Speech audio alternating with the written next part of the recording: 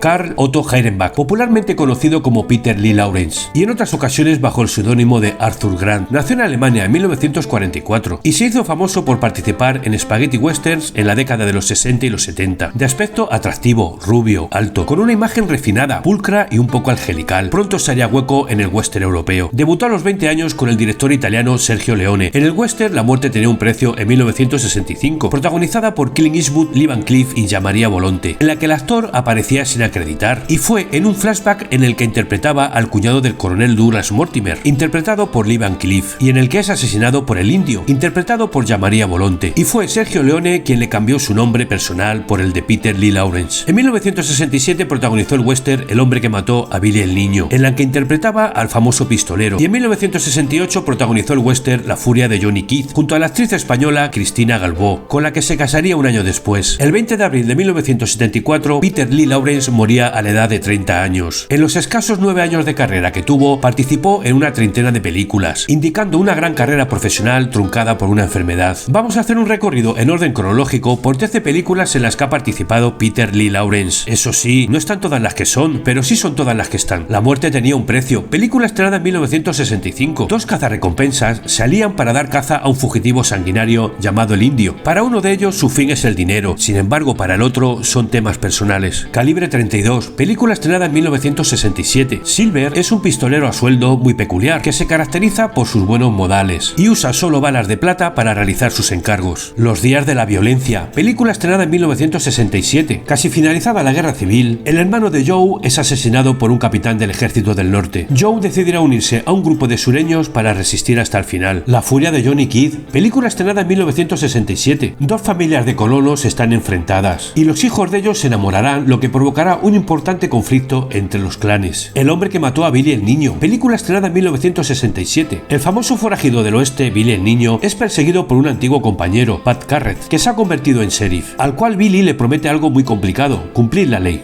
Winchester, 1 entre 1000, película estrenada en 1968. Un joven regresa a su pueblo natal 10 años después de haber matado a los asesinos de sus padres, y le convencen para que sea el nuevo ayudante del sheriff. 1 a 1 sin piedad, película estrenada en 1968. Un joven se alía a un asesino sin escrúpulos para salvar la reputación de su padre y vengar la muerte de este. El sabor del odio, película estrenada en 1968. Un soldado nordista es condenado a trabajos forzados por negarse a luchar. Cuando acaba la guerra y regresa a su casa, encuentra que toda su familia ha sido asesinada y jurará venganza. Garringo, película estrenada en 1969. Un niño ve como su padre es asesinado por un oficial del ejército. Pasados los años, se convierte en pistolero y se dedica a matar soldados, hasta que el ejército envía tras él a un violento teniente llamado Garringo. Manos torpes, película estrenada en 1970. Un joven vaquero pacífico se casa en secreto con la hija de su patrón, quien en represalia lo azota y lo abandona en el desierto. Reza por tu alma y muere, película estrenada en 1970. Sabata y Mangosta son dos ladrones de bancos y para el siguiente atraco aceptan un empleo en el propio banco. Cuatro pistoleros de Santa Trinidad, película estrenada en 1971. Un sheriff y un periodista ayudan a una joven perseguida por una banda de criminales. Estos han asesinado a su familia y pretenden apoderarse de unos documentos de propiedad. $1 para Sartana, película estrenada en 1971. Acabada la guerra civil, el joven Kid regresa a su ciudad natal, donde se encontrará que los habitantes están siendo acosados por un terrateniente que quiere apoderarse de sus tierras. Y hasta aquí el final del vídeo. Nos vemos, hasta pronto.